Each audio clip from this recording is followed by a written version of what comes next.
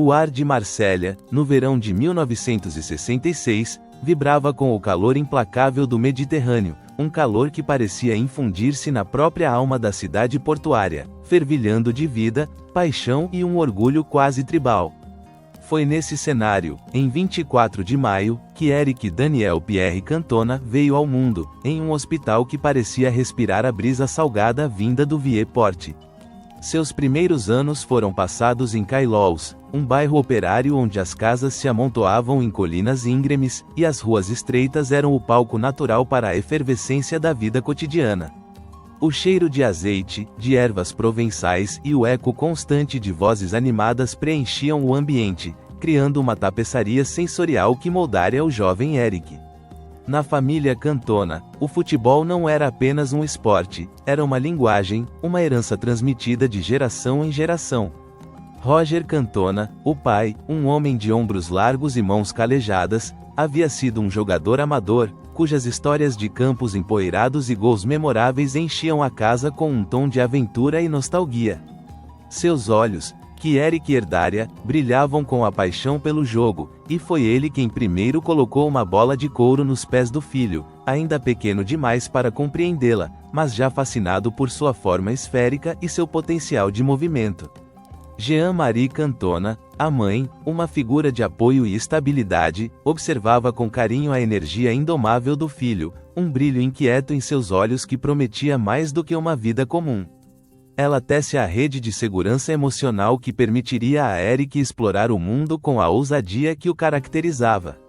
As ruas de Cailloux eram o primeiro estádio de Éric. O asfalto irregular, os muros pichados e as portas de garagem amassadas serviam como balizas improvisadas. Ali, sob o sol forte da Provença, descalço ou com tênis surrados, ele perseguia a bola com uma intensidade que destoava de sua tenra idade. Não havia regras rígidas, apenas a lei não escrita da rua. A criatividade reinava, a malandragem era valorizada, e a capacidade de improvisar era a maior virtude. Éric absorvia tudo isso, como uma esponja sedenta. Seus movimentos eram ainda desajeitados, mas já se percebia uma coordenação incomum, uma intuição para o espaço e uma ferocidade em cada disputa. O som da bola batendo no asfalto, o grito dos amigos, o suor escorrendo pela testa, tudo isso se fundia em uma sinfonia que o embriagava. Ele não jogava apenas para vencer, jogava para expressar-se, para sentir a liberdade que a bola lhe proporcionava. A curiosidade de Éric não se limitava ao futebol. Seus olhos, que observavam o mundo com uma intensidade quase artística, absorviam as cores vibrantes das feiras, os rostos marcados pelo tempo dos pescadores no porto, a melancolia das canções que ecoavam dos cafés. Ele era uma criança com uma sensibilidade latente, um espírito inquieto que buscava algo mais, algo que o futebol, com sua dança de corpos e esferas, parecia prometer. Aos 6 anos, quando o pai o levou para o seu primeiro treino em um clube juvenil local, o Soleil Cailloux, Éric sentiu uma mistura de excitação e apreensão. O campo de grama, mesmo que irregular, parecia um tapete verde sagrado, diferente do asfalto familiar. As regras eram mais formais, os treinadores mais exigentes, mas a essência do jogo permanecia, e Éric mergulhou de cabeça. Era ali, naqueles campos modestos, que o talento bruto e indomável de Éric Cantona começava a ser lapidado, uma gema ainda por polir, mas com um brilho inegável. À medida que os anos 1982 se aproximavam, Éric Cantona, agora um adolescente de 16 anos, já não era mais o garoto desajeitado das ruas de Cailloux.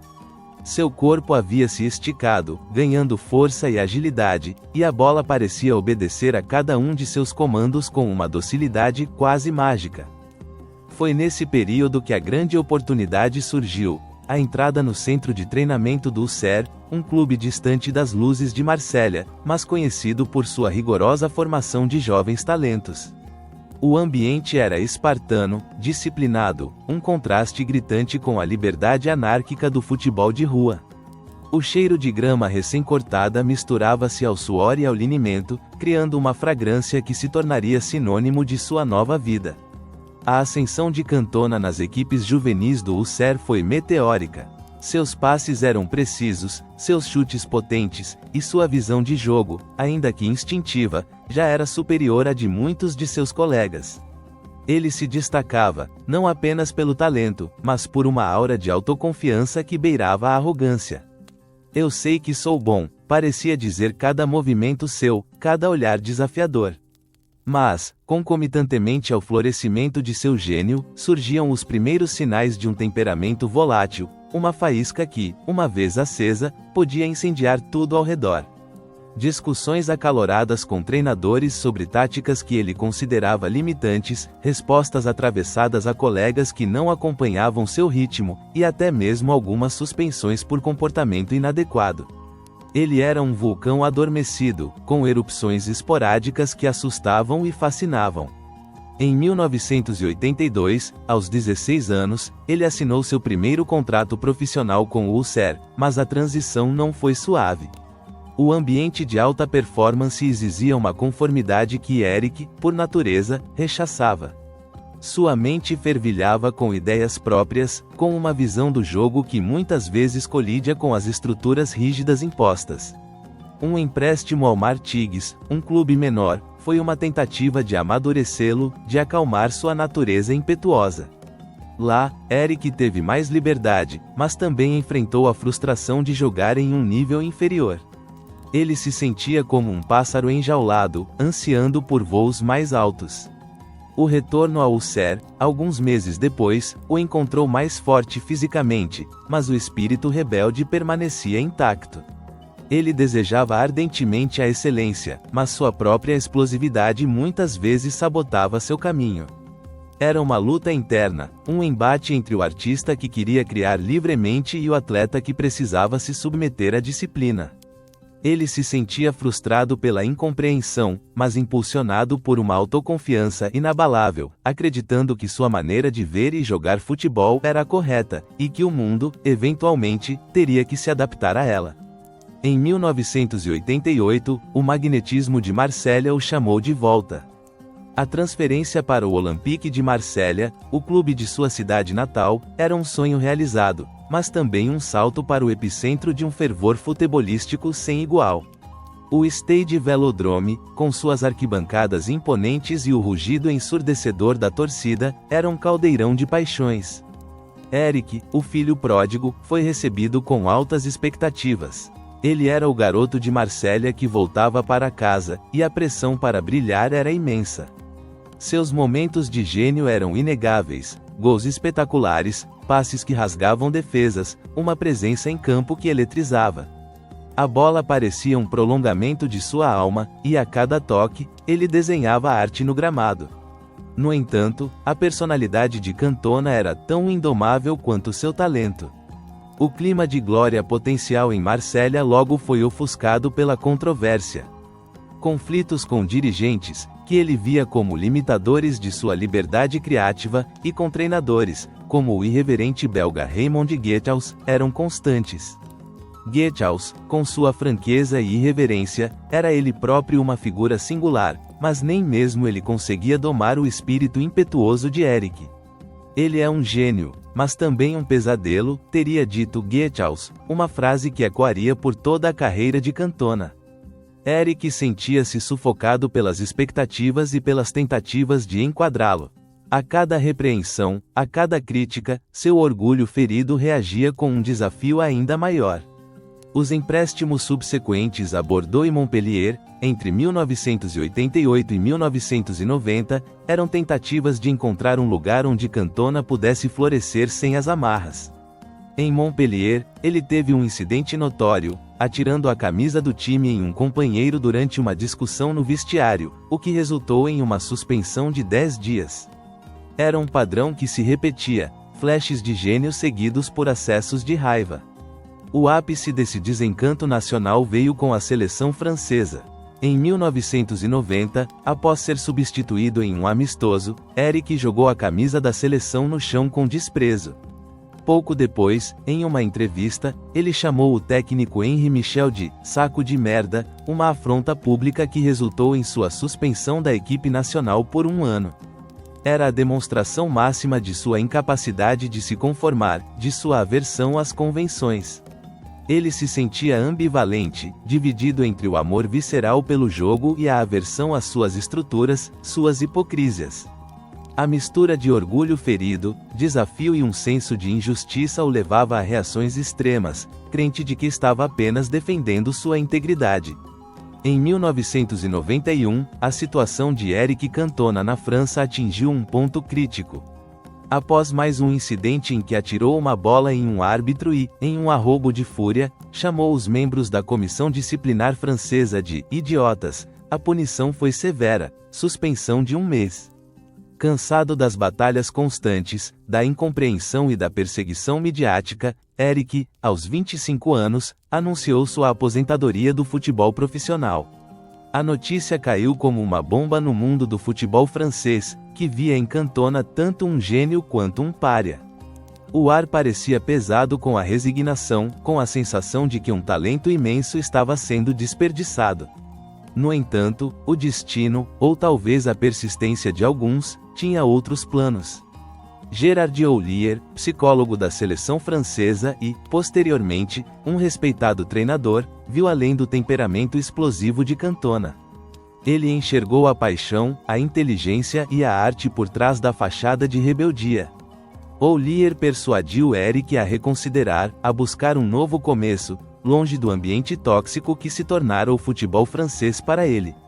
A sugestão foi a Inglaterra, um país que, na época, era visto como um refúgio para talentos renegados, um lugar onde o jogo era mais físico, menos tático e, talvez, mais tolerante com personalidades excêntricas. A decisão de cruzar o Canal da Mancha foi um salto no escuro. O choque cultural era palpável, o clima cinzento, a língua desconhecida, a culinária diferente. Eric, acostumado ao sol e à efervescência de Marsella, encontrou-se em um ambiente estranho. Inicialmente, ele fez um teste no Sheffield Wednesday, mas a experiência não o convenceu. Ele se sentia deslocado, a incerteza pairava no ar. Mas então, veio a oportunidade no Leeds United, um clube com uma história rica e uma torcida apaixonada. O treinador Howard Wilkinson, um homem pragmático e exigente, viu em Cantona não apenas o talento, mas a fome de redenção. A adaptação de Cantona ao futebol inglês foi surpreendentemente rápida. O estilo de jogo direto, a intensidade física e a paixão crua das arquibancadas pareciam se alinhar com sua própria natureza visceral. Ele encontrou uma liberdade que havia perdido na França, um lugar onde sua arte era valorizada e seu temperamento, até certo ponto, tolerado. Em sua primeira temporada completa, 1991-92, Eric Cantona foi o catalisador que levou o Leeds United ao título da primeira divisão inglesa, o último antes da criação da Premier League. Seus gols, suas assistências e sua presença magnética transformaram a equipe. Ele não era apenas um jogador. Era um maestro, um artista que pintava obras-primas no gramado. O ar de Elland Road, o estádio do Leeds, vibrava com a energia de sua redenção. Ele se sentia resignado, mas esperançoso, com uma renovada paixão pelo futebol e um desejo ardente de provar seu valor.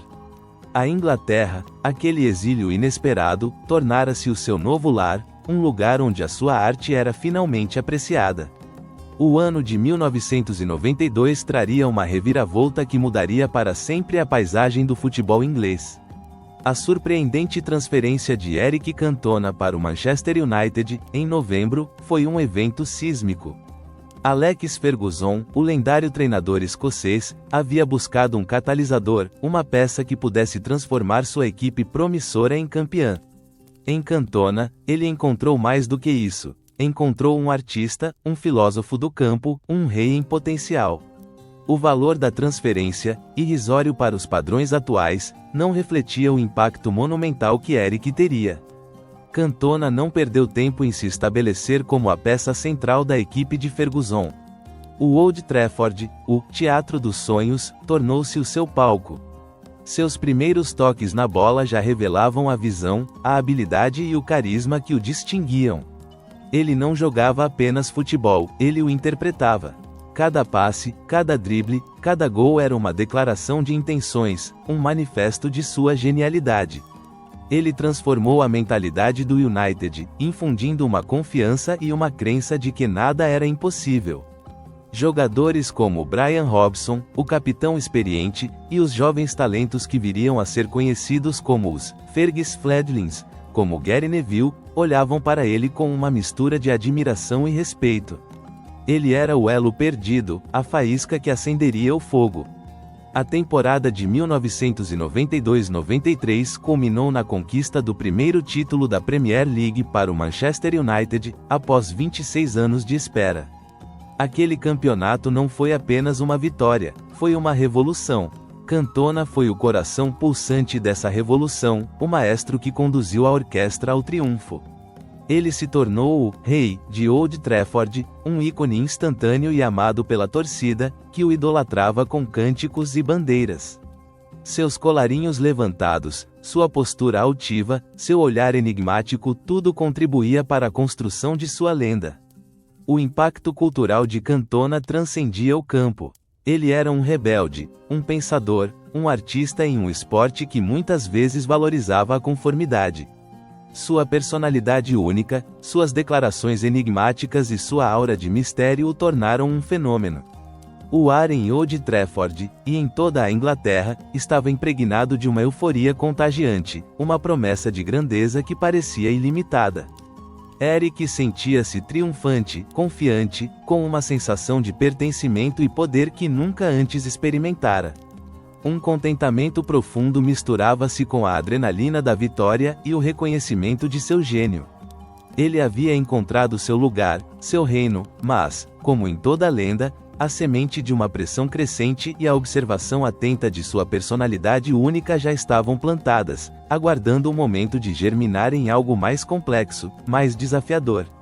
A história de Eric Cantona estava apenas começando a ser escrita, e cada capítulo prometia ser tão fascinante quanto controverso. A euforia daquele primeiro título da Premier League, conquistado na temporada de 1992-93, ainda reverberava pelos corredores de Old Trafford e pelas ruas de Manchester. Eric Cantona, o rei recém-coroado, sentia o peso e a glória da coroa. O ar, naquele verão e outono de 1993, era elétrico, carregado com a promessa de mais triunfos. O Manchester United, sob a batuta de Alex Ferguson, e com Cantona no centro de sua órbita, não era apenas um time, era um fenômeno, uma força imparável. A temporada de 1993-94 viu Cantona ascender a um patamar ainda mais elevado. Seus movimentos eram poéticos, seus passes, pinceladas de gênio que abriam defesas como cortinas em um palco. Ele não apenas jogava, ele regia, orquestrava cada ataque, cada contra-ataque. Os gritos da torcida, o "Ah, Cantona", eram um hino constante, uma prova da adoração que o cercava. Ele liderou a equipe a um double histórico, a conquista da Premier League e da FA Cup, um feito que cimentou ainda mais sua lenda. Gols cruciais, assistências brilhantes, tudo parecia fluir dele com uma facilidade quase divina. A Associação de Futebolistas Profissionais o elegeu jogador do ano, um reconhecimento que, para Eric, era apenas a confirmação de uma verdade que ele sempre soubera: ele era o melhor. Mas, sob o brilho ofuscante da glória, uma sombra espreitava. A tensão, uma companheira constante na vida de Cantona, permanecia subjacente. Seus olhos, antes cheios de uma alegria triunfante, agora também carregavam um brilho de impaciência, uma sensibilidade exacerbada a qualquer provocação, a qualquer injustiça percebida. Em campo, os incidentes de temperamento, antes esporádicos, começaram a se tornar mais frequentes. Discussões com adversários, com árbitros, gestos de descontentamento que, para a mídia, eram combustível para novas manchetes. O sucesso não havia amansado a fera, apenas a havia tornado mais confiante em sua própria força, e, talvez, menos tolerante com as falhas alheias. Ele estava no auge de sua forma física e mental, um colosso em campo, mas o vulcão adormecido em seu interior continuava a borbulhar, com erupções cada vez mais próximas. Ele era dominante, orgulhoso, mas a semente de sua natureza explosiva, apesar de todo o sucesso, permanecia latente, aguardando o momento de germinar em algo mais complexo. À medida que o ano de 1994 avançava e o início de 1995 se aproximava, o ambiente em torno de Eric Cantona e do Manchester United tornou-se ainda mais denso. A ambição por mais títulos era palpável, quase sufocante. Cada movimento de Cantona era dissecado, cada palavra sua, interpretada. A pressão da mídia, sempre voraz, intensificava-se, transformando-o em um alvo constante. Os adversários, conscientes de sua importância e de seu temperamento, usavam a provocação como arma, buscando desestabilizar o maestro. Cantona continuava a ser o centro das atenções, uma figura magnética que atraía tanto a admiração quanto a inveja. Pequenos incidentes, antes vistos como meros deslizes de um gênio excêntrico, começaram a se acumular.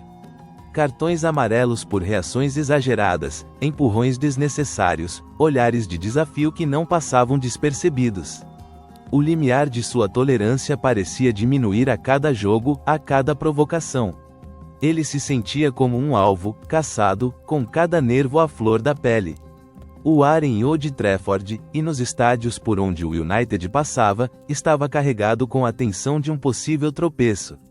Os avisos eram sutis, mas presentes. O brilho nos olhos de Cantona, antes de puro prazer, agora também revelava um cansaço, uma irritação latente. Nos bastidores, as discussões com Alex Ferguson tornaram-se mais frequentes. Ferguson, o mestre da psicologia, tentava domar a besta, incutir disciplina e controle emocional em seu jogador mais talentoso. Eric, você é o melhor, mas precisa ser mais inteligente, ele diria, sua voz grave ressoando no vestiário. Cantona ouvia, assentia, mas seu espírito rebelde resistia. Ele se sentia sob pressão, irritadiço, com um senso de isolamento crescente, apesar de estar rodeado por sucesso e adoração. Era uma luta interna, um embate entre o desejo de manter a compostura e a fúria que fervilhava em resposta às provocações constantes e à demanda incessante por resultados. Ele queria vencer, queria a glória, mas não a qualquer custo, não à custa de sua essência. O presságio de um evento maior, de uma explosão inevitável, pairava no ar, como uma nuvem escura no horizonte. Então, veio o dia 21 de janeiro de 1995. Um sábado frio e cinzento, típico do inverno inglês. O Manchester United viajou para Selhurst Park, o estádio do Crystal Palace, em Londres. Desde o momento em que os ônibus da equipe chegaram, o ar estava denso com hostilidade. Os torcedores do Palace, conhecidos por sua paixão e por vezes, agressividade, já vociferavam insultos e cânticos provocativos. O estádio, com suas arquibancadas íngremes e próximas ao campo, era um caldeirão, um campo de batalha futebolístico. Cantona sentiu a animosidade no momento em que pisou no gramado para o aquecimento. O cheiro de grama molhada e terra, misturado ao hálito gélido da multidão, criava uma atmosfera opressiva. O jogo começou, e a tensão aumentou a cada minuto. O Crystal Palace, ciente da reputação de Cantona, adotou uma marcação apertada, quase sufocante. Defensores como Richard Shaw, um zagueiro conhecido por sua dureza, não lhe davam um segundo de paz. Empurrões, cotoveladas discretas, pisões no pé, tudo dentro do limite do que o árbitro Alan Wilkie permitia, mas o suficiente para acender a fúria latente em Eric.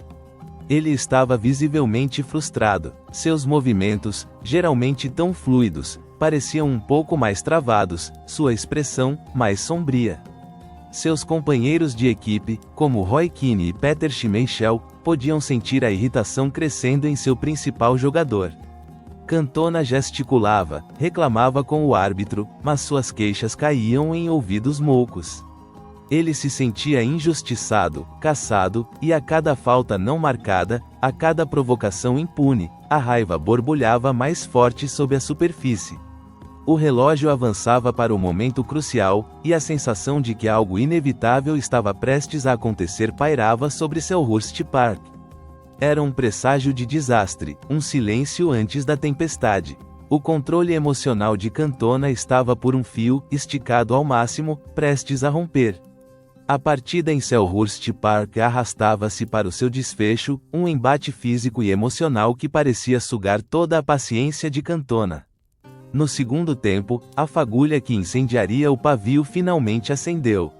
Depois de uma sequência interminável de provocações e de uma marcação implacável de Richard Shaw, o defensor do Crystal Palace, Cantona não aguentou mais. Um estalo, quase inaudível para a maioria, mas ensurdecedor dentro de sua própria mente. Aquele era o ponto de ruptura. Em um lance na lateral do campo, a bola já longe, Cantona cometeu uma falta retaliatória sobre Shaw. Não foi um carrinho brutal, nem um soco, mas um pontapé deliberado, carregado de toda a frustração acumulada. O som do contato, seco e pesado, ecoou no silêncio momentâneo da arquibancada. O árbitro Alan Wilkie, que vinha observando a tensão de Cantona durante todo o jogo, não hesitou. O cartão vermelho, de um escarlate vivido, foi erguido no ar. Eric Cantona estava expulso. Um choque percorreu o estádio. Os torcedores do United gemeram, os do Palace explodiram em vaias e gritos de triunfo. Eric, visivelmente furioso e desiludido, não argumentou. Ele apenas fixou os olhos no árbitro por um instante, um olhar de desprezo e resignação, antes de virar as costas e começar a caminhar em direção aos vestiários. Cada passo era pesado, cada movimento carregado de uma raiva contida que ameaçava explodir. A humilhação da expulsão, a sensação de injustiça, tudo se misturava em um coquetel explosivo dentro dele. A atmosfera no estádio tornou-se ainda mais carregada de animosidade. A saída de Cantona do campo, a figura imponente e solitária caminhando lentamente pela lateral, serviu como um gatilho para a multidão. Os gritos tornaram-se mais intensos, os insultos, mais pessoais. Ele se sentia traído e atacado, e sua capacidade de raciocínio lógico era ofuscada pela emoção bruta. A adrenalina corria em suas veias, e a sensação de estar sendo caçado, perseguido, era quase insuportável. Aquele cartão vermelho não era apenas uma punição, era o traçado final do caminho para o conflito que se seguiria, uma faísca fatal que incendiaria não apenas Selhurst Park, mas o mundo do futebol. Com o cartão vermelho ainda vivido em sua retina mental, Eric Cantona começou a longa caminhada em direção ao túnel dos vestiários. Cada passo era um eco de sua fúria e frustração. O gramado molhado parecia se arrastar sob suas chuteiras, e o cheiro da terra úmida misturava-se ao odor metálico da raiva que fervilhava em suas entranhas. Ele tentava manter a compostura, a postura altiva que era sua marca registrada, mas por dentro, um turbilhão de emoções o consumia. A luz do dia começava a esmaecer, e as sombras da tarde se alongavam sobre Selhurst Park, como um presságio do que estava por vir. Enquanto ele se aproximava da lateral do campo, a cacofonia de insultos dos adeptos do Crystal Palace intensificou-se. Eram gritos, assobios, gestos obscenos. A massa de rostos, indistinta e hostil, parecia se fundir em uma única entidade raivosa. O ar estava denso com hostilidade, quase palpável, e a sensação de que o controle estava se perdendo era avassaladora. Eric tentava ignorar, focar-se apenas no caminho à frente, mas as palavras perfuravam sua armadura. Então, uma voz se destacou do coro. Mais próxima, mais nítida, mais carregada de veneno. Matthew Simmons, um adepto notoriamente agressivo, com um histórico de problemas em estádios, desceu as escadas da arquibancada, impulsionado por uma mistura de álcool, raiva e a sensação de impunidade que a multidão oferece. Ele se aproximou perigosamente da barreira publicitária, quase na linha lateral do campo, e proferiu palavras ofensivas e racistas diretamente a Cantona. Vai para o teu país, seu bastardo francês. Vai te foder, Cantona. Ou talvez, filho da puta. Racista. As palavras exatas se perderiam na névoa do tempo, mas o tom, a intenção, a virulência, eram inconfundíveis. Elas atingiram Eric como um golpe físico. O som das palavras chocou-o, paralisou-o por um instante. O racismo, em particular, era uma linha que Cantona nunca permitira que fosse cruzada. Sua mente, já em ebulição, explodiu. A visão de Simmons, o rosto contorcido em ódio, a boca escancarada, tornou-se o único foco em seu universo. Em uma fração de segundo, o mundo se reduziu a Eric Cantona e aquele homem. A razão se desvaneceu, substituída por um instinto primal de defesa e ataque. A adrenalina que já corria em suas veias transformou-se em uma corrente elétrica, impulsionando. O cheiro da grama, o som da multidão, tudo se tornou um ruído distante. A barreira entre o campo e a arquibancada, entre o atleta e o torcedor, entre a civilidade e a barbárie, desfez-se em sua mente. A cena estava montada para o fatídico encontro, um ponto de não retorno que ecoaria por décadas. Um misto de fúria cega, desespero e um impulso incontrolável de retribuição tomou conta de Eric. Ele estava no limite, e o mundo estava prestes a testemunhar a explosão de um rei. Os olhos de Eric, antes fixos no túnel, desviaram-se bruscamente para a figura contorcida de Matthew Simmons. O rosto do homem estava distorcido por um ódio visceral, a boca escancarada, expelindo o veneno que havia transpassado a barreira do decoro. Aquelas palavras vai para o teu país, seu bastardo francês. Vai te foder, Cantona. Ou algo ainda mais abjeto e racista reverberaram no ar gélido de Selhurst Park como um trovão. Não eram apenas insultos, eram dardos envenenados, projetados para ferir, para desumanizar. E para Eric, que sempre carregara um orgulho feroz de suas raízes e de sua identidade, o ataque racista era uma linha que jamais poderia ser cruzada impunemente. O tempo pareceu dilatar-se, esticando-se em um instante eterno. O burburinho da multidão, que segundos antes era uma cacofonia irritante, agora soava como um murmúrio distante, uma trilha sonora abafada para o drama que se desenrolava. Eric não pensou, ele reagiu. Foi um movimento quase reflexivo, um instinto primordial que aflorou em sua alma de lutador. Seus músculos, tensos pela raiva contida, contraíram-se com uma velocidade surpreendente. Em um salto que desafiou a gravidade e a lógica, ele impulsionou-se sobre a barreira publicitária, uma parede de metal e plástico que o separava da arquibancada.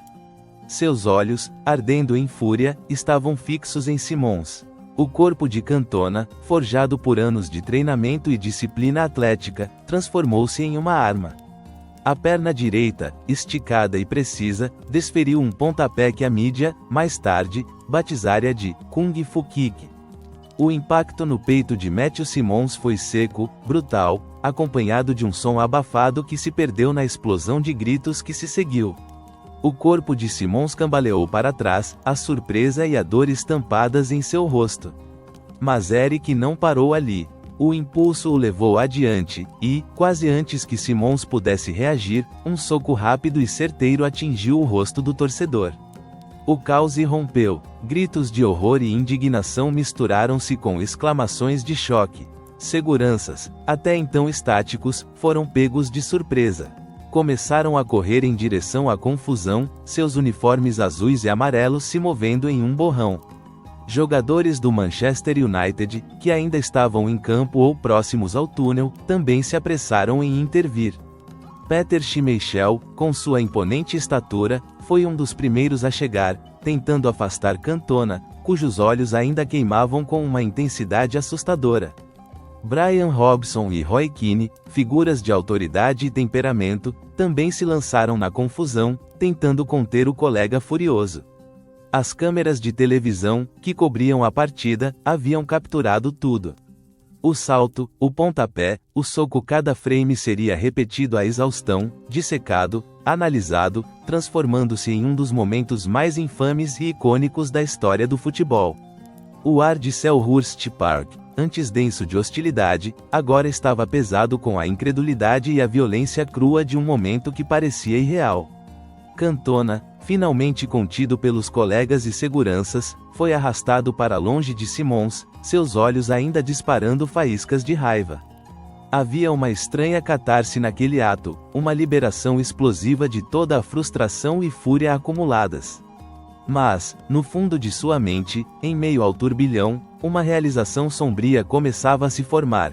Ele havia cruzado uma linha, e as consequências seriam imensuráveis.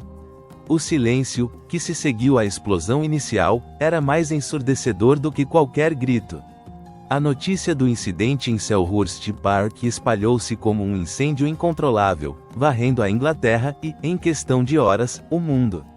No dia 25 de janeiro de 1995, o pontapé de Eric Cantona no peito de Matthew Simmons não era apenas o tópico principal nos noticiários esportivos, era manchete em todos os jornais, em todos os canais de televisão. A imagem congelada de Cantona, com a perna esticada e o rosto concentrado em fúria, tornava-se instantaneamente icônica, chocante e perturbadora. Nos bastidores do Manchester United, o choque foi avassalador. Alex Ferguson, o lendário treinador, um homem que havia construído sua carreira com base na disciplina e no controle, lidava com uma crise de proporções épicas. O telefone não parava de tocar em sua sala. A condenação pública era quase universal. A mídia britânica, sempre ávida por um escândalo, iniciou uma caçada implacável. Editoriais inflamados exigiam punições severas, com alguns pedindo o banimento permanente de Cantona do futebol inglês. O ar estava pesado com a histeria da mídia, a pressão por respostas imediatas e uma condenação moral que parecia não ter fim. O clube, em meio ao turbilhão, emitiu um comunicado inicial, tentando equilibrar a condenação da ação de Cantona com a promessa de uma investigação interna. David Gill, que mais tarde se tornaria CEO, já estava envolvido na gestão da crise, sentindo o peso da reputação do Manchester United em jogo. Havia uma sensação de desonra, de que o ídolo, o rei de Old Trafford, havia caído de seu pedestal de forma espetacular e vergonhosa. As repercussões globais eram evidentes nas chamadas de jornalistas de todas as partes do mundo, buscando um comentário, uma explicação para o ato insano do gênio francês. Para Cantona, os momentos que se seguiram à explosão foram um borrão de adrenalina e choque. No vestiário, o silêncio era quase tão opressor quanto o barulho da multidão. O rosto de Ferguson, geralmente impassível, estava contraído em uma mistura de raiva e desilusão. Cantona, sentado em seu canto, sentia uma onda de arrependimento, mas também um resquício da fúria que o impulsionara. A compreensão da gravidade de suas ações começou a se instalar, pesada e inegável. Sua carreira, talvez sua vida, nunca mais seria a mesma. Um senso de isolamento o invadiu, mesmo estando rodeado por seus companheiros de equipe. Havia uma mistura complexa de desafio em sua expressão, a crença de que ele havia reagido a uma provocação intolerável e uma vulnerabilidade recém-descoberta, a percepção de que suas emoções o haviam traído de forma catastrófica. O mundo, de repente, parecia ter se voltado contra ele, e ele sentia o peso de cada olhar, de cada crítica, de cada manchete condenatória. A queda havia sido dura, e a estrada à frente parecia escura e incerta. A condenação pública e midiática foi apenas o prelúdio para as consequências mais severas que se seguiriam. A Federação Inglesa de Futebol agiu com rapidez, impulsionada pela pressão sem precedentes. No dia 26 de janeiro de 1995, poucas horas após o incidente, Cantona foi suspenso provisoriamente. A investigação formal foi aberta, e o veredicto não demoraria a chegar. Mas não era apenas o mundo do futebol que estava interessado. As autoridades civis também intervieram, e Eric Cantona foi formalmente acusado de agressão. O ambiente frio e impessoal dos tribunais contrastava brutalmente com a paixão e o calor dos estádios de futebol. Cantona, acostumado aos holofotes de Old Trafford, encontrou-se sob o escrutínio implacável da lei. Ele compareceu ao tribunal, um espetáculo midiático que atraiu fotógrafos e jornalistas de todo o globo. A possibilidade de prisão pairava como uma espada de Damocles sobre sua cabeça. O processo legal foi detalhado e exaustivo. Advogados debateram, testemunhas foram ouvidas, e a reputação de Cantona foi desmantelada peça por peça sob o olhar público. No dia 31 de março de 1995, o veredicto foi proferido. Cantona foi condenado por agressão. A pena inicial foi de 14 dias de prisão, uma sentença que chocou o mundo do futebol e provocou debates acalorados sobre a severidade da justiça. No entanto, após uma apelação, a pena foi convertida em 120 horas de serviço comunitário. A imagem do rei de Old Trafford, o gênio que desafiava as convenções, cumprindo uma pena em meio a cidadãos comuns, era um símbolo da queda de seu status.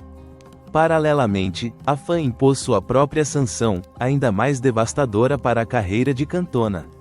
Uma suspensão de 9 meses de todas as atividades relacionadas ao futebol, tanto domésticas quanto internacionais, e uma multa pesada de 20 mil libras. A severidade das punições refletia não apenas a gravidade do incidente, mas também o desejo das autoridades de enviar uma mensagem clara: a violência não seria tolerada. Cantona, durante todo o processo, manteve uma postura que era uma mistura de resignação e desafio. Ele aceitou as consequências, mas no fundo de sua mente, ainda sentia um senso de perseguição. Acreditava, firmemente, que estava reagindo a uma provocação intolerável, que havia defendido sua honra contra um ataque vil. Era uma fase de introspecção forçada, um período em que o tempo, antes ditado pelos ritmos do jogo, agora se arrastava sob o peso do julgamento. Ele se sentia como um pássaro ferido, enjaulado, mas seu espírito indomável recusava-se a ser completamente quebrado. A paixão pelo jogo, embora obscurecida pela tempestade, ainda ardia em seu peito, uma chama que a FA e os tribunais não conseguiriam extinguir. No dia 6 de abril de 1995, após a condenação e a imposição das sanções que haviam abalado sua carreira e sua vida pessoal, Eric Cantona convocou uma conferência de imprensa. A sala estava lotada, sufocante com a presença de dezenas de jornalistas, fotógrafos e câmeras de televisão, todos ansiosos por uma declaração, por uma explicação, por um pedido de desculpas. O ar estava pesado com a expectativa, a tensão quase palpável. Mas Cantona, fiel à sua natureza enigmática, recusou-se a seguir o roteiro esperado. Ele entrou na sala, sua postura altiva, os ombros ligeiramente curvados, mas o olhar fixo e penetrante.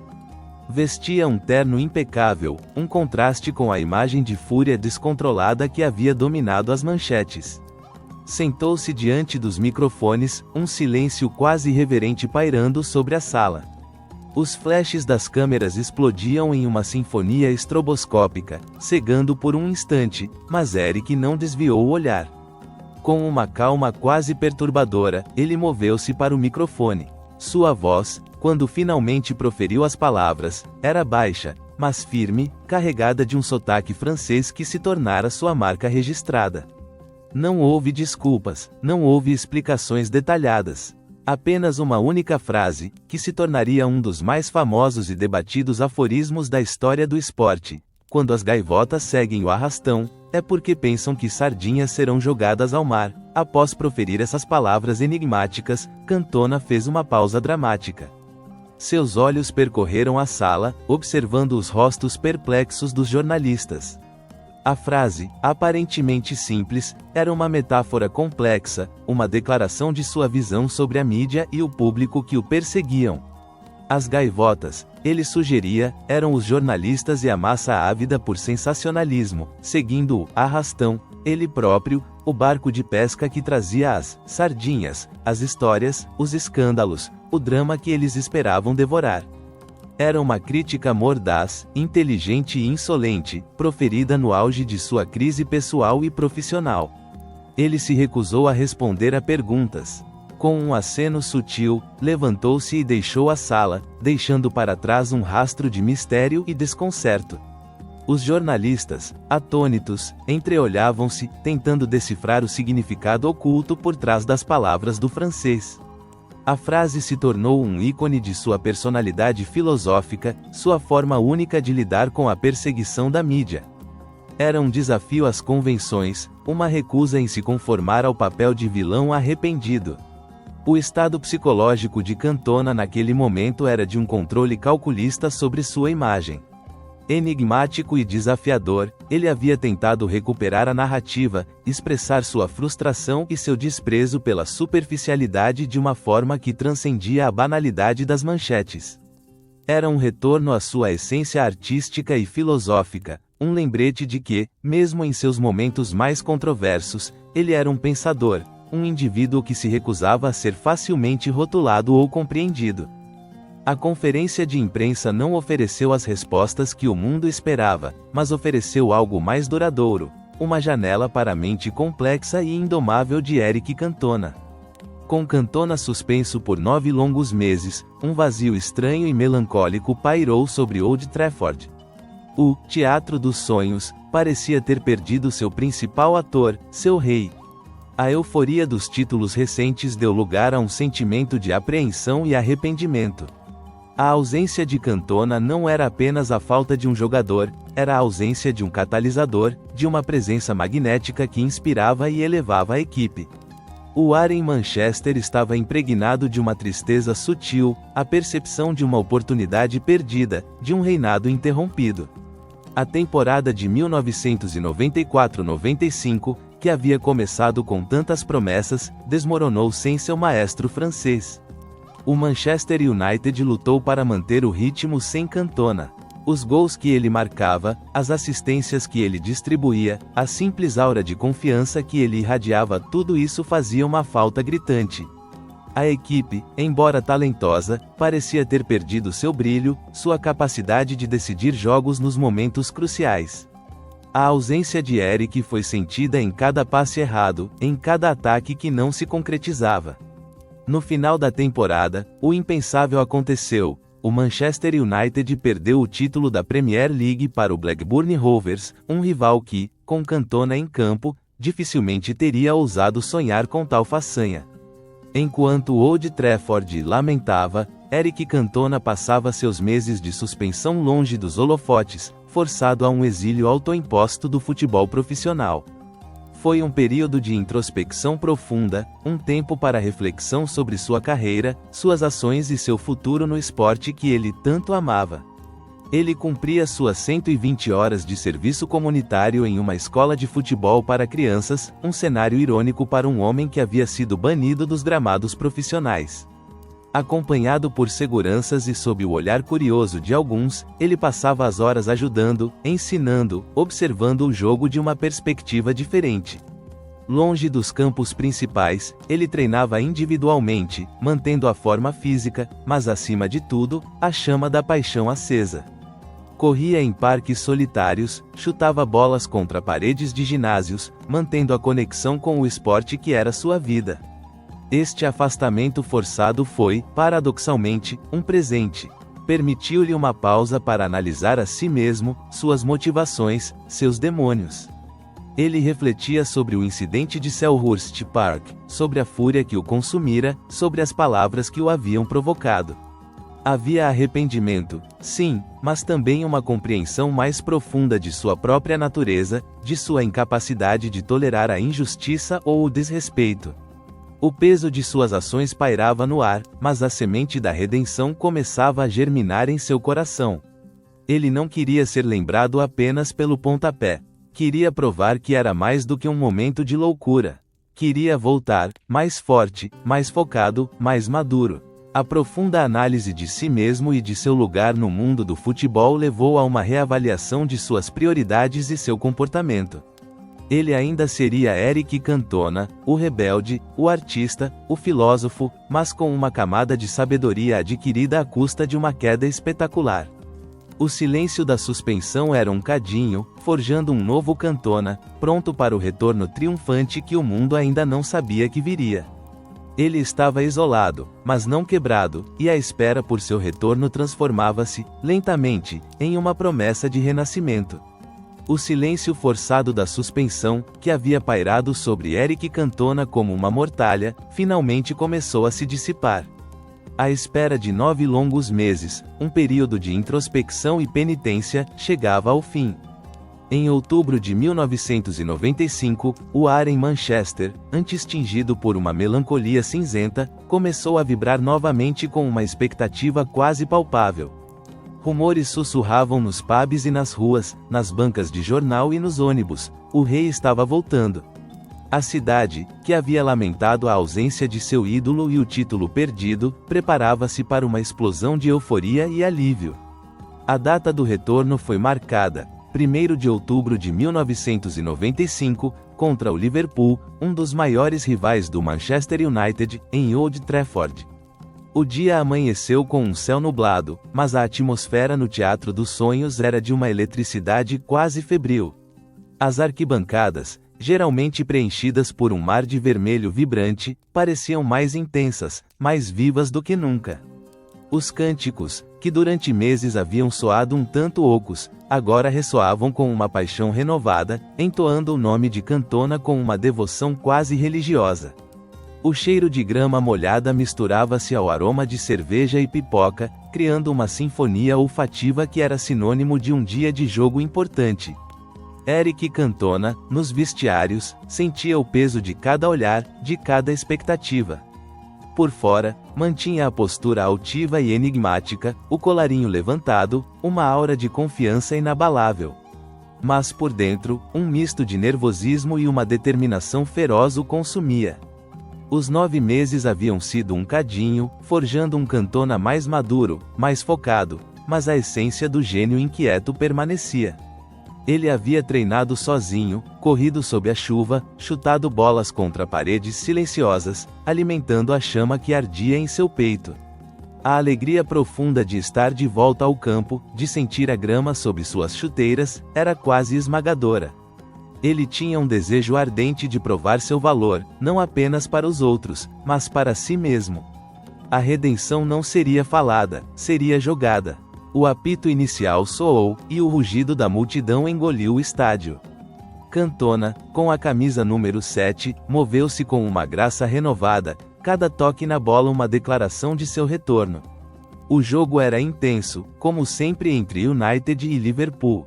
Aos 18 minutos do primeiro tempo, o momento tão esperado. Um pênalti. Cantona pegou a bola, sua expressão impassível, e com uma frieza calculada, converteu-o. O Old Trafford explodiu. O som era ensurdecedor, um alívio coletivo, uma celebração que parecia fazer as arquibancadas tremerem. Ele não vibrou efusivamente, apenas um punho cerrado, um olhar para a multidão, reconhecendo a comunhão. No segundo tempo, em uma jogada magistral, ele deu uma assistência perfeita para o gol de Steve Bruce, selando o empate em 2-2. O rei havia voltado, e seu reino estava em festa. Aquele jogo contra o Liverpool foi apenas o prelúdio. Cantona assumiu a capitania da equipe, uma responsabilidade que ele abraçou com uma seriedade e um foco renovados. Sua presença em campo era um farol, inspirando os jovens talentos como Gary Neville e os veteranos como Roy Keane e Peter Schmeichel. Ele não era mais apenas o atacante brilhante, era o líder, o maestro que regia a orquestra de Alex Ferguson. A temporada de 1995-96 foi uma obra-prima de redenção. Gols cruciais, passes geniais, uma visão de jogo que parecia transcender o tempo e o espaço. O Manchester United, impulsionado por seu rei redimido, conquistou um segundo double, a Premier League e a FA Cup. A celebração foi catártica. Nas ruas de Manchester, a caravana de ônibus com os jogadores foi recebida por centenas de milhares de torcedores em êxtase. O ar estava impregnado de uma alegria contagiante, o cheiro de fumaça de fogos de artifício misturado ao fervor da multidão. Cantona, no alto do ônibus, com o troféu da Premier League em suas mãos, sorria. Não era um sorriso de arrogância, mas de profunda satisfação, de paz. Ele havia provado que o talento podia, sim, superar a controvérsia, que a queda não era o fim, mas um recomeço. Era um clima de triunfo e glória, a prova irrefutável de que Eric Cantona, o artista, o rebelde, havia encontrado a sua redenção em campo, mais maduro, mais sábio, mas ainda com o brilho inconfundível de sua genialidade. A temporada de 1996-97 encontrou Eric Cantona no auge de sua maturidade futebolística e pessoal. A euforia do double anterior ainda ecoava nos corações dos torcedores, mas havia uma serenidade renovada em Cantona, uma calma que parecia assentar sua genialidade. Ele continuou a liderar o Manchester United, não apenas com seus gols e assistências, mas com uma presença imponente que inspirava respeito e admiração. O colarinho levantado, a postura altiva, o olhar penetrante, tudo contribuía para a aura de um rei que havia se solidificado em seu trono. O Manchester United conquistou mais um título da Premier League naquela temporada, o quarto em 5 anos com Cantona no elenco, e o terceiro consecutivo sob sua capitania. A celebração foi mais contida, não menos alegre, mas com um tom de reconhecimento da hegemonia que o clube havia estabelecido. Eric ergueu o troféu mais uma vez, os flashes das câmeras explodindo ao seu redor, os cânticos da torcida em seus ouvidos. Ele havia alcançado tudo o que podia no futebol inglês. Havia conquistado títulos, a admiração de uma nação, e, mais importante, sua própria redenção. Então, para a surpresa estupefata do mundo do futebol, veio o anúncio. Em maio de 1997, aos 30 anos de idade, no auge de sua carreira, Eric Cantona declarou sua aposentadoria do futebol profissional. A notícia caiu como uma bomba, um choque que reverberou por todos os cantos do planeta. Ninguém esperava. Ele não estava lesionado, não estava em declínio. Pelo contrário, sua influência era tão forte quanto sempre. O ar de Old Trafford, que antes vibrava com a promessa de mais glória, agora estava impregnado de um sentimento de perda e incredulidade. Alex Ferguson, o mestre escocês, ficou chocado. Ele havia tentado persuadi-lo a ficar, a jogar por mais 1 ou 2 temporadas, mas a decisão de Cantona era inabalável. Ele estava em paz com a sua decisão, Ferguson lembraria mais tarde, ele sabia o que queria. Os companheiros de equipe, de Roy Keane a Gary Neville, sentiram a perda de um líder, de um amigo, de um gênio que havia transformado suas carreiras e suas vidas. A mídia, que tanto o amou e o odiou, estava perplexa. Como um jogador tão influente, tão único, poderia simplesmente desaparecer? Para Cantona, a decisão não foi impulsiva, mas o resultado de uma profunda reflexão. Ele havia chegado a um ponto de saturação. O futebol profissional, com sua rotina implacável, suas pressões incessantes, suas convenções, já não o preendia da mesma forma. Seu espírito inquieto, sua alma artística, ansiava por novos desafios, por novas formas de expressão. Eu joguei ao mais alto nível e senti que tinha feito tudo o que podia, ele diria mais tarde. Eu queria deixar o futebol no topo, não quando estivesse em declínio, seu estado psicológico era de serenidade e decisão. Havia uma paz em sua escolha, uma sensação de liberdade que vinha de seguir sua própria intuição, mesmo que isso significasse abandonar o auge da fama e da fortuna. Ele havia conquistado o reconhecimento, o sucesso, mas sua busca era por algo mais profundo, autenticidade e liberdade. O futebol havia sido seu palco, mas o mundo era um palco ainda maior, com outras artes a serem exploradas. A aposentadoria abrupta foi a prova final de sua natureza única e indomável, a percepção de que uma era, brilhante e controversa, havia chegado ao fim de forma abrupta, mas em seus próprios termos. A porta do futebol profissional havia se fechado, mas, para Eric Cantona, era apenas o sinal de que novas janelas se abriam. O ano de 1997 marcou o início de uma nova fase, uma imersão em um universo de projetos artísticos e culturais que sempre acenara para sua alma multifacetada. O ambiente de Old Trafford, com o cheiro de grama e linimento, foi substituído pelo aroma de tintas, o pó de estúdios de cinema e o cheiro salgado do mar. Cantona, que se recusava a ser rotulado ou confinado a uma única identidade, mergulhou de cabeça em sua nova vida com a mesma intensidade e paixão que dedicava ao futebol. A atuação, em particular, tornou-se um novo campo de expressão. O homem que havia orquestrado jogadas em campo com a precisão de um coreógrafo, agora se dedicava a interpretar personagens, a dar vida a histórias na tela grande e nos palcos de teatro. Seus primeiros papéis eram modestos, mas ele abordava cada um com a curiosidade de um aprendiz e a dedicação de um artista. O que me atrai na atuação é a possibilidade de ser alguém diferente, de explorar novas emoções, ele comentaria. Ele atuou em diversos filmes, muitos deles produções independentes francesas, e também em peças de teatro. O contraste com a intensidade do futebol era marcante. No set, a adrenalina era diferente, mais cerebral, menos física, mas a busca pela excelência e pela autenticidade permanecia. Seus olhos, que antes brilhavam com a fúria do jogo, agora expressavam nuances de emoção, refletindo a profundidade dos personagens que encarnava. Além da atuação, Cantona explorou outras formas de arte. A fotografia, com sua capacidade de capturar momentos fugazes e a essência de uma cena, fascinava-o. Ele via o mundo através de uma lente diferente, buscando a beleza nas imperfeições, a profundidade nos detalhes. A pintura, uma expressão ainda mais pessoal, permitia-lhe derramar suas emoções e pensamentos em telas, usando cores e formas para comunicar o que as palavras não podiam. Era um retorno à sua sensibilidade artística incipiente, aquela que havia sido moldada nas ruas de Marsella. O ar em seus estúdios era de criatividade e exploração, um refúgio da intensidade e do escrutínio público que marcavam sua vida anterior. Mas o futebol, em sua forma mais pura e descompromissada, nunca o abandonou completamente. Cantona encontrou uma nova paixão no futebol de praia, uma modalidade que remetia à liberdade e à simplicidade do futebol de rua de sua infância. Longe dos holofotes e das pressões milionárias, nas areias douradas das praias, ele redescobriu a alegria do jogo.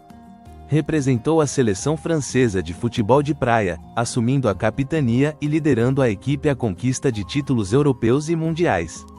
Era um retorno às origens, uma forma de continuar conectado ao esporte que amava, mas sem as amarras e as expectativas do futebol profissional. O cheiro de sal e areia, o som das ondas, a leveza de jogar descalço, tudo isso era uma celebração da liberdade e da paixão genuína. Sua vida pós-futebol, que se estendeu de 1997 até por volta de 2010, foi uma continuação de sua personalidade multifacetada, uma prova viva de sua recusa em ser rotulado. Ele era ator, artista, atleta, mas acima de tudo, Éric Cantona. Seu estado psicológico era de curiosidade, realização e uma sensação constante de renovação. A satisfação de seguir seus próprios caminhos, de se expressar em diferentes formas de arte, era profunda.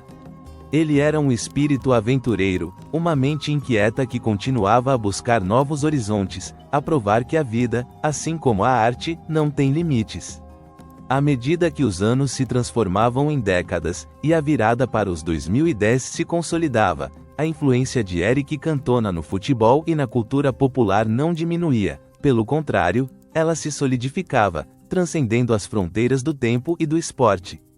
Ele não era apenas lembrado por seus gols espetaculares, suas assistências geniais ou seus títulos com o Manchester United, ele era celebrado por sua personalidade filosófica, por suas citações enigmáticas que desafiavam a compreensão imediata, e por sua atitude desafiadora que se recusava a se curvar às convenções. A atmosfera em torno de seu nome era de reverência e admiração, onde a lenda de Cantona era constantemente reavaliada e celebrada como a de um ícone. Sua figura transcendeu o esporte, tornando-se um símbolo de autenticidade e rebeldia em um mundo que muitas vezes valoriza a conformidade. A famosa frase das gaivotas, proferida no auge de sua crise, tornou-se um epitáfio para sua visão crítica da mídia e da sociedade. Outras frases, como, eu não sou um homem, sou Cantona, ou, eu não jogo contra um time, eu jogo contra a ideia de perder, revelavam a profundidade de seu pensamento e a intensidade de sua autoconfiança. Ele era um pensador, um artista, um filósofo que usava o futebol como seu meio, e depois encontrou outros meios para continuar sua expressão.